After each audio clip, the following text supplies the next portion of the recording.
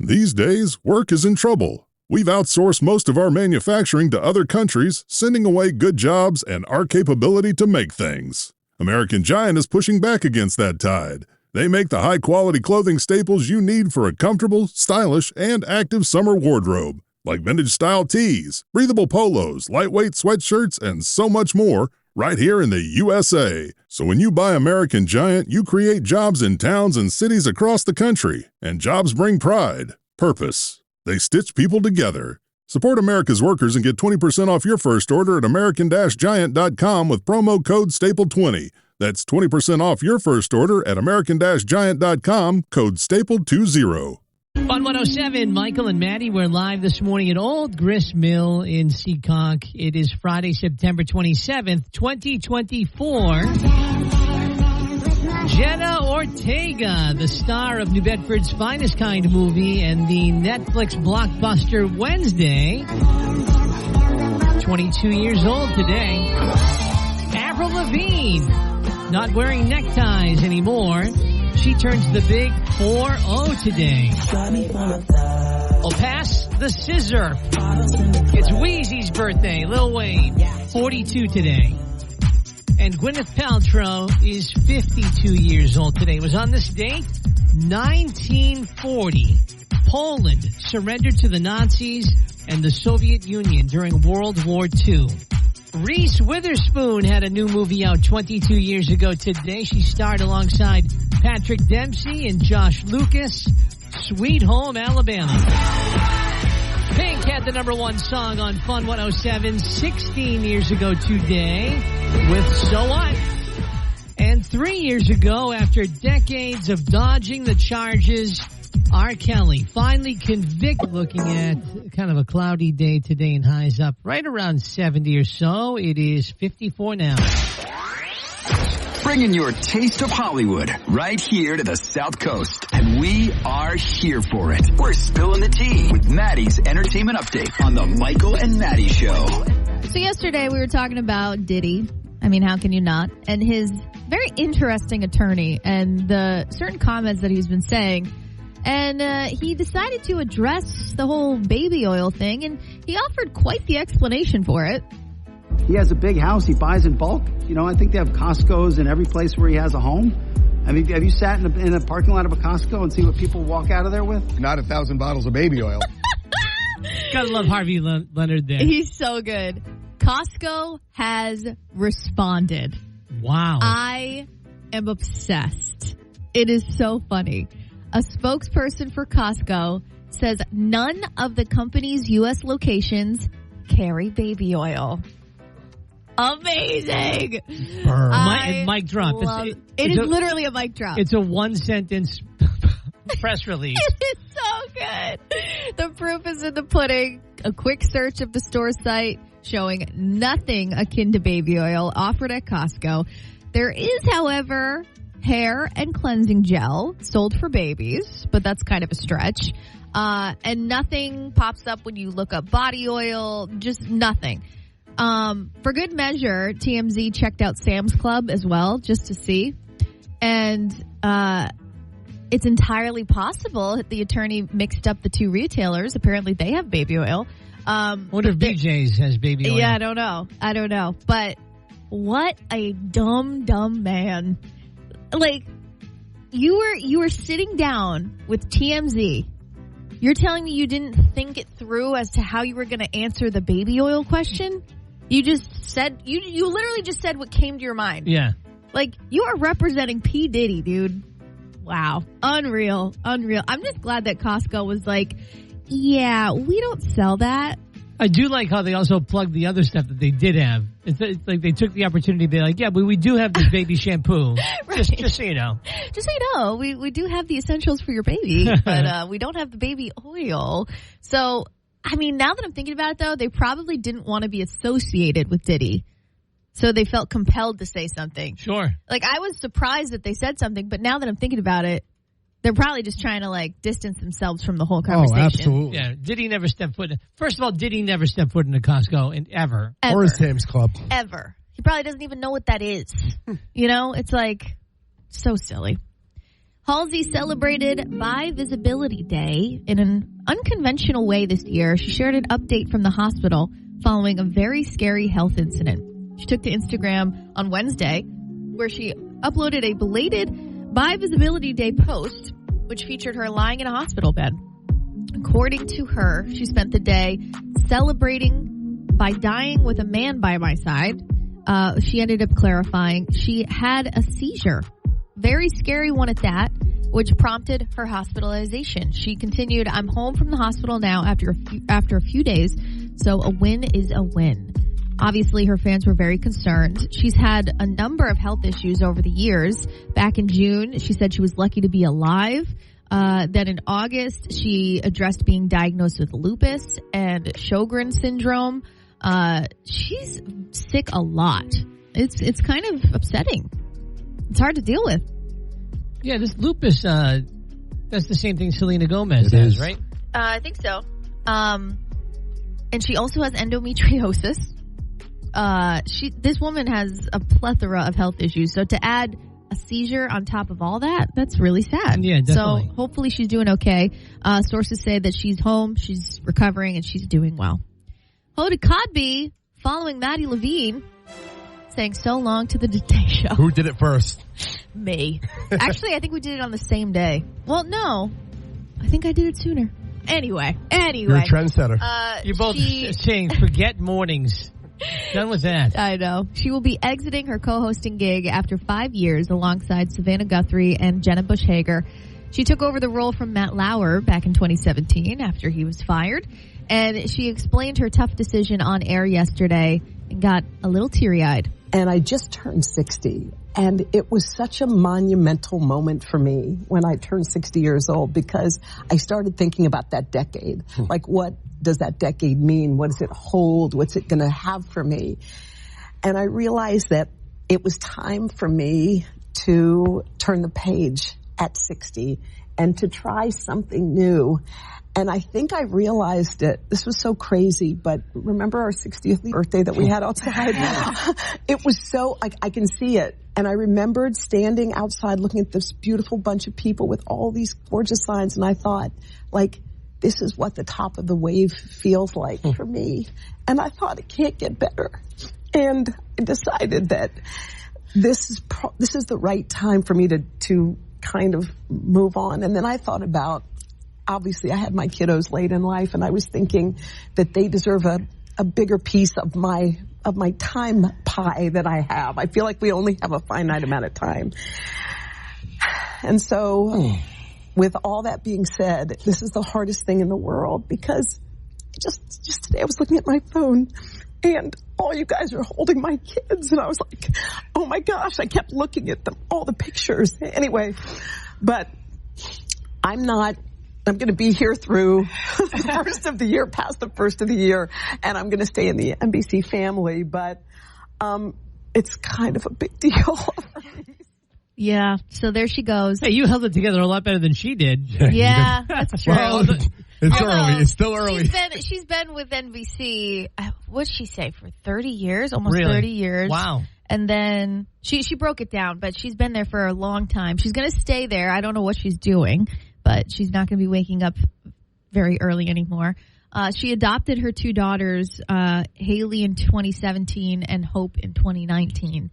So I think she just wants to be home and watch them grow old together. And, you know, listen, I get it, Hoda. This is a grind. Morning shows are a grind. It really is. If you want to meet up and get some coffee now that we got time, I'm your girl. Entertainment update brought to you by Kia of Dartmouth. Get the best deal on your new Kia with Kia of Dartmouth's exclusive 10% discount on select Kia models. Fun 107, Michael and Maddie. It is Restaurant Week, wrapping things up here at Old Grist Mill in Seekonk.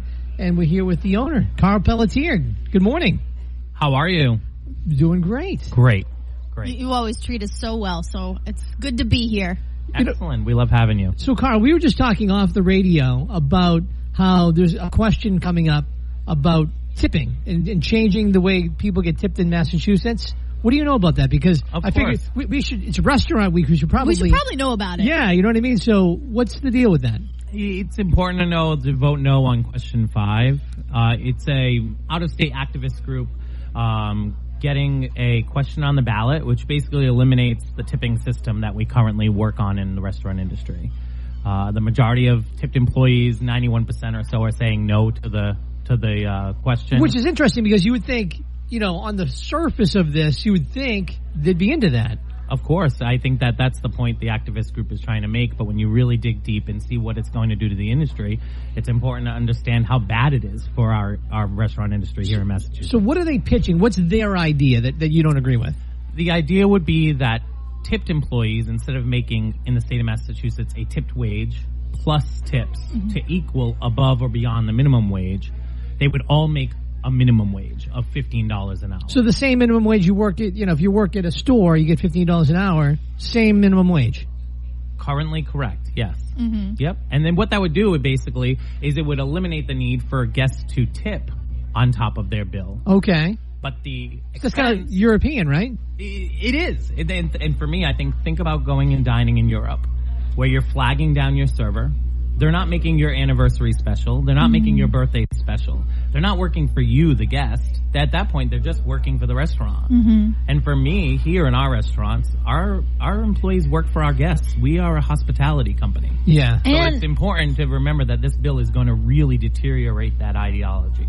Yeah, absolutely. And it kind of speaks to the idea of it caps a server and as to how much they could potentially make. Oh, that's a good point. It's 100% true. If I have a server who's gone above and beyond for me, I want them to make more money. Right. And I, the guest, am in charge of that right now. Mm-hmm. When that server's made my anniversary, my wedding night, my son's first birthday special, it's important that we take care of those servers and that they take care of us. And that's how our model works currently. Tipped employees do not want this. They want to work in a hospitality industry where they're able to take care of their guests and their guests take care of them. So this is the tip pooling ballot question. Question 5. Why do you think it was brought here? What do you think the motivation is? I think that this is something that, it really kind of started in California. It's moved most recently to D.C. And if there's people that are unaware, they don't really understand the root of what's trying to happen. I believe everyone should make fair wages. All of our employees make fair wages. It's important. It really is. And I think that as long as we take care of the fact that that is the rule, fair wages for everyone, then we can do that without having to implement this policy. You know what I mean? Make sure the people who don't make $15 an hour, the employers pay that. Yeah. And that's the way it is already, right? That's the way it is currently. So, but like you said, if you're really a talented server, you really know what you're doing, you know how to schmooze, you make people feel good, you're going to lose money. You're going to drastically lose money. That's interesting. Yeah, in D.C., it's more than 10% of the serving population in D.C. has already left the industry. It's only been around for just about a year. So think about the people who have served I have employees that have served for over 32 years here at the Gristle. So they're good. They know what they're doing. They know what they're doing. Yeah. They know how to take care of our guests. And most of your staff agrees with you on this? I would say 100% of our staff agrees with this. Yes. Vote no on 5%. Interesting. Thanks for educating us. Yeah, thanks for your opinion. We're live from Old Grist Mill Restaurant Week on Fun 107. Fun 107, Michael and Maddie. It is Restaurant Week. We're wrapping up Restaurant Week at Old Grist Mill and wrapping up Maddie's Fun 107 show career. It's bittersweet. It's hard to be sad, though, in a place like this. it's hard. Oh, look, right on cue. Here comes Carl. What? Look at the size of this platter. Are you kidding me? This is fit for a king. Okay. All right. What the heck is this? I'm excited. This is our Grand New England Feast. It's the land version. So land and sea. This is the land version. It's a family-style feast. Meatloaf, and there's everything on it. Everything that's going to warm your heart. For me, it's this turkey. Look at this turkey, the turkey with the looks dressing. Amazing. Pot roast, savory pot roast, meatloaf, turkey and stuffing. All the gravies. The cranberries, the mac and cheeses, green beans. My mouth is watering. Oh, my goodness. I just tried the turkey. It is so good. Delicious, isn't it? So good. Question about the serving size. So depending on how many people are in your party, depends on the size? Yeah, so family style dining. If you need a big bowl of mash, we're going to give you a big bowl of mash. Good, because Gazelle just ate almost all the turkey, and we haven't got a piece except for the one I just took. So, the turkey's good. I know. Yeah. I know. It's delicious. He's speechless over there. Wow, this looks really good. This is such a lot of food. So it starts with the famous cinnamon bread. Cinnamon bread and salad bar or cup of soup. first course. It was delicious. And then it moves to the grand feast, which is what you have in front of you now. Absolutely amazing. You're not going to want dessert, but it's going to come with dessert, too. Oh, thank God. I want to say this, and I hope I don't, this is meant with every, compliment in the world, but this is what it was like to be at a restaurant in the 1980s. It makes you feel like you're home, you're part of the family. This is a classic American restaurant. How old is this restaurant? I always say this restaurant's been around since Prohibition ended. What happened before or during Prohibition, we really have no idea, but we know it wasn't legal. So it's about 100 years restaurant. Okay, so it's 100% haunted. Oh, it's a 300-year-old building. Yeah. Wait. I mean, this building's been around since before America was America. What? Okay, Yeah. wait a second. Back up. Is it really haunted? Oh, I've had some incidences. We've had do some staging and some, as long as the energy's good and the vibes are positive, we're going to do great. Tell us what's the best story, the best haunted story about I've heard the story that during a rebuild after the fire in 2012, that there was footprints, about 13, 14-inch footprints seen walking through fresh polyurethane after a late night of working. And they kind of just ended at a window looking at the waterfall, which, imagine 300 years ago. The waterfall was here 300 years ago. So they polyurethane the new floor. This is like in 2012. Everybody left for the night. And apparently one of the mill owners from like 1800s was almost 7 feet tall and had huge feet. And he wore a big top hat, and sometimes people see him in the bathroom mirrors as well. Stop it. Yeah. All right, who's going to the bathroom first? Who's doing I it? once had a girl ask me, who's the guy with the top hat in the bathroom? And I was just like, I don't think he was real. He was actually a ghost. I'm so sorry. Wait, a guest asked you that? Yeah, so we've been asked a few times about him, and apparently he lurks. This is incredible. Yeah, the ghost culture here is real. Okay. Yeah. We're digressing. Yeah. The ghost culture is alive and well, but so is this meal. Oh my gosh. Delicious. God bless this meal. What is his name? Do you know his name? I could not give you a name. Michael. I could not give you a name. Focus on the food. I'm sorry. And again, we're getting into the spirit, the month of, yes, spirits the spooky joining season. us. Yeah, and we want to have a very good Halloween season here. So Yes. we're going to be nice to our ghosts. Yes. Absolutely. I can't help but notice this light flickering behind me, though. I can't help it. Sometimes it happens. We are live at Old Grist Mill, Friday morning. It's Restaurant Week on Fun 107. Michael and Maddie. Former Bristol County Deputy Sheriff Floyd Teague is paying $65,000 in civil penalties for violating state conflict of interest laws. Teague was accused of conducting a public auction for a modular home where he placed an absentee bid on behalf of his spouse. Once the auction was won by his spouse for $20,000, Teague was accused of helping her to renovate the modular home. They reportedly spent $44,000 on renovations and then sold the home for over $300,000. State public health officials are confirming a third case of Eastern equine encephalitis in a horse this year. The horse was exposed to the mosquito-borne illness in Carver, which is already a high-risk location for Triple E. There have been nearly 100 mosquitoes testing positive for Triple E in the state this year, with 4 confirmed human cases. Cooler temperatures will reduce the risk of contracting Triple E, but the threat will not be completely wiped out until the first hard frost. The CEO of bankrupt Steward Healthcare is criticizing the U.S. Senate for seeking a contempt of Congress charge against him. Ralph De La Torre says the Senate is violating his constitutional rights by trying to force him to testify before them in violation of the Fifth Amendment. The Senate's requesting that the Justice Department prosecute De La Torre for ignoring their subpoena. A Senate committee sought to question De La Torre over the collapse of the hospital company, but he did not show up for the hearing. Helene now has the distinction of being the strongest hurricane in history to hit Florida's Big Bend region. The storm made landfall late Thursday night just to the southeast of Tallahassee as a powerful Category 4 hurricane. Governor Ron DeSantis is warning residents not to let their guard down, even though the storm is moving on and now making its presence known in Georgia. Hazards and potential disaster remain possible. It's times like these. And the Foo Fighters will no longer perform at a Connecticut music festival this weekend. The band was set to headline the Soundside Music Festival in Bridgeport. The news comes 2 weeks after frontman Dave Grohl revealed he'd fathered a child outside of his marriage. This was said to be the band's first performance since then. The announcement on the Foo Fighters' social media did not give a specific reason for the cancellation. In sports, the Bruins have dropped 2 of their first 3 preseason games after falling to the New York Rangers 5-2 at Madison Square Garden, visiting the Philadelphia Flyers tomorrow night. Red Sox start their final series of the season this evening with the Tampa Bay Rays at Fenway, and the Patriots hoping to put an end to their 2-game skid. They're off to San Francisco to play the 49ers on Sunday. Traffic and weather next. I'm Phil Devitt for Fun 107. Old grist mill. I didn't know you put this picture up on the Facebook page. Hanging in the Louvre, baby. This is a great place. What a unique spot this is in Seekonk.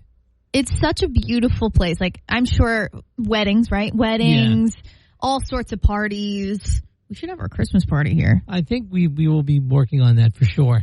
So today's Maddie's last day on the show. She's moving to the 1 p.m. to 4 p.m. slot. So the new schedule is going to be morning show, Gazelle and I, and we're going to put the search out for, basically let's put the help wanted sign out in front here. If anybody feels like waking up and hanging out with us in the morning. Well, be careful. Let's tread lightly. Tread lightly, yes. So then we'll do Nancy from 10 till 1, so she'll do the Back in the Day Cafe, and then when that's over, she's done. Then you'll come on 1 to 4, and then Jackson 4 to 7. So nice little lineup there. Nice lineup. People are sending in some audio on the Fun 107 app if you want to wish Maddie goodbye as she leaves the morning show, or you can call us at 508-994-1071. You're up next.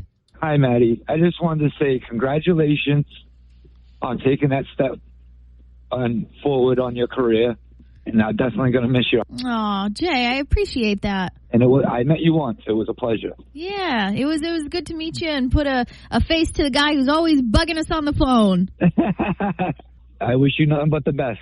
I appreciate that, friend. Have a great day. You too.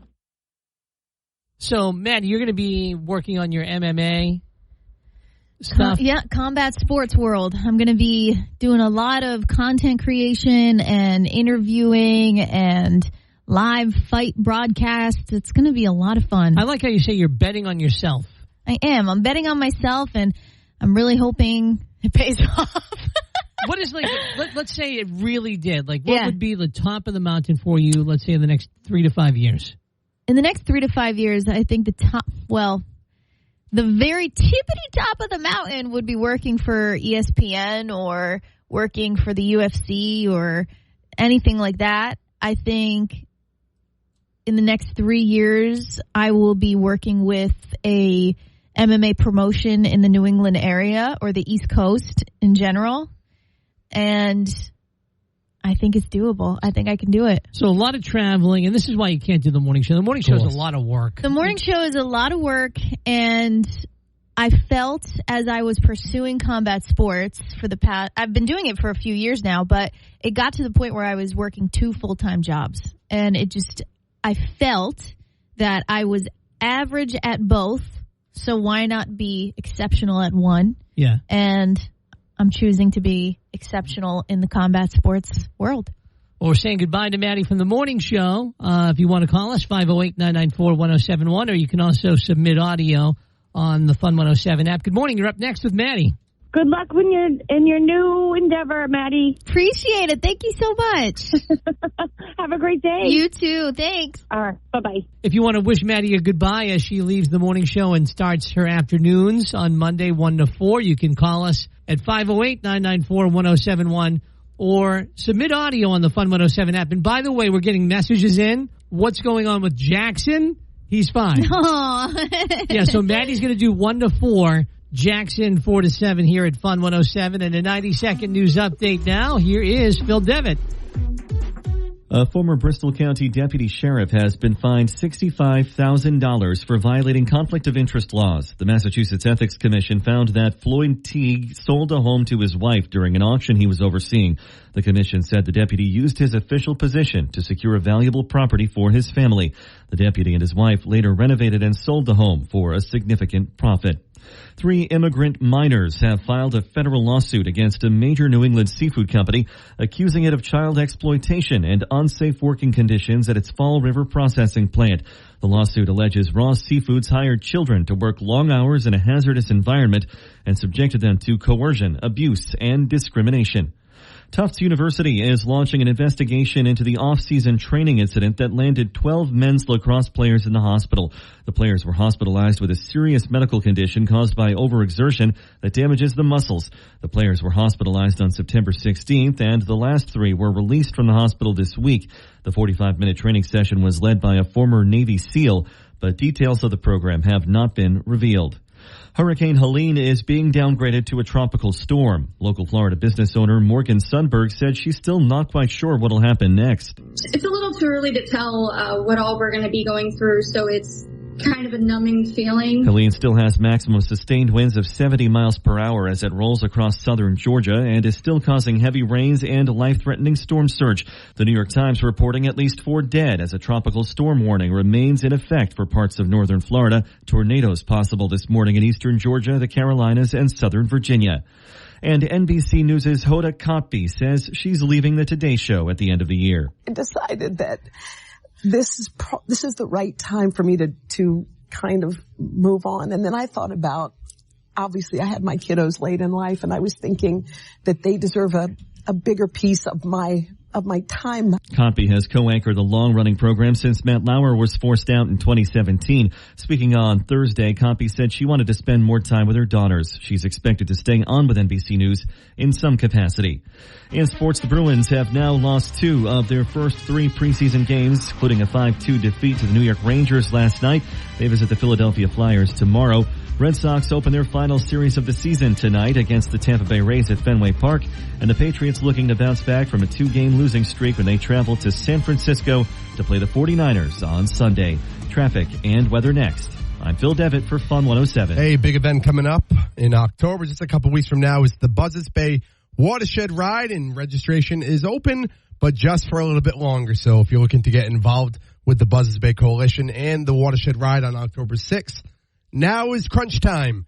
Get your bike out of the basement, dust it off, start getting your training in, and then you can go on a 35-miler, a 75, or even a prestigious 100-mile bike ride from the Cape across the South Coast and back, where there'll be a nice little finish line party down in the Buzzards Bay area there, down in Woods Hole.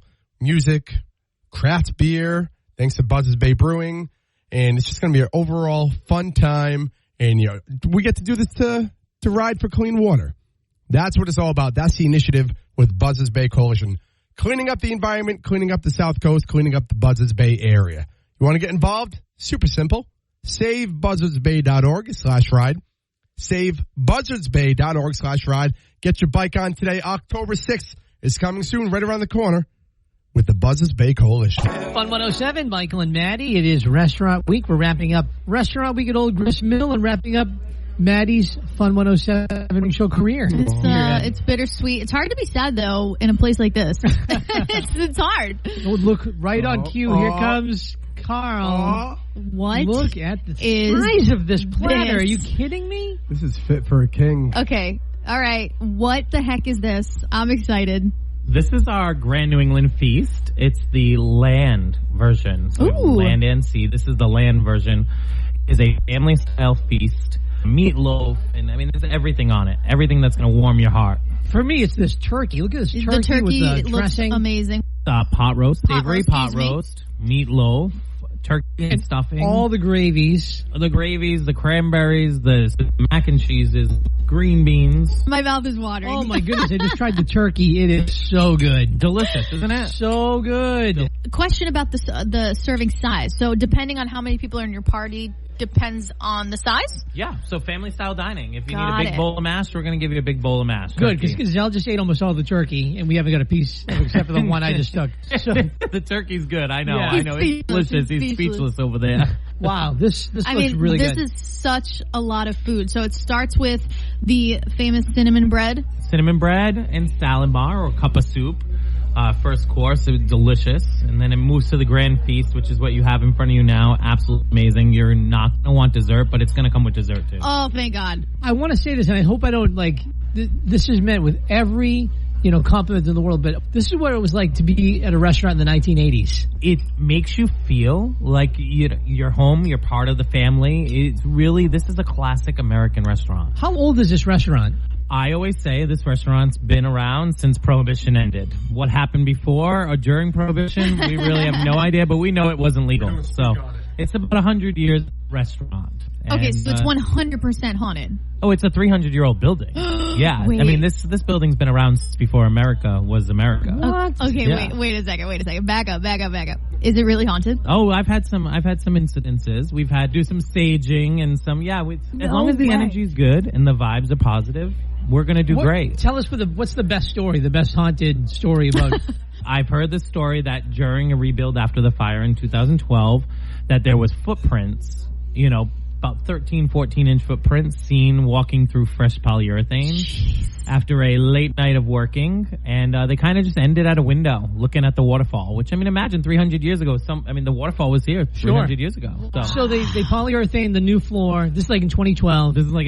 Everybody left for the night. And apparently one of the mill owners from like 1800s was almost 7 feet tall and had huge feet.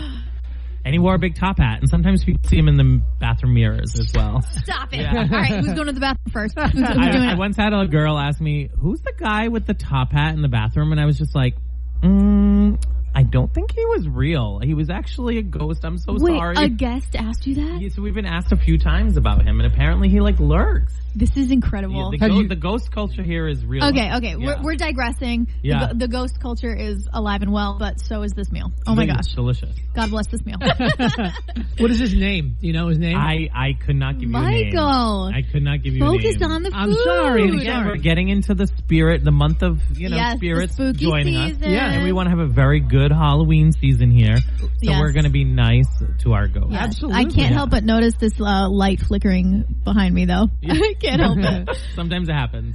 We are live at Old Grist Mill Friday morning. It's Restaurant Week on Fun 107. Michael and here, your opinion.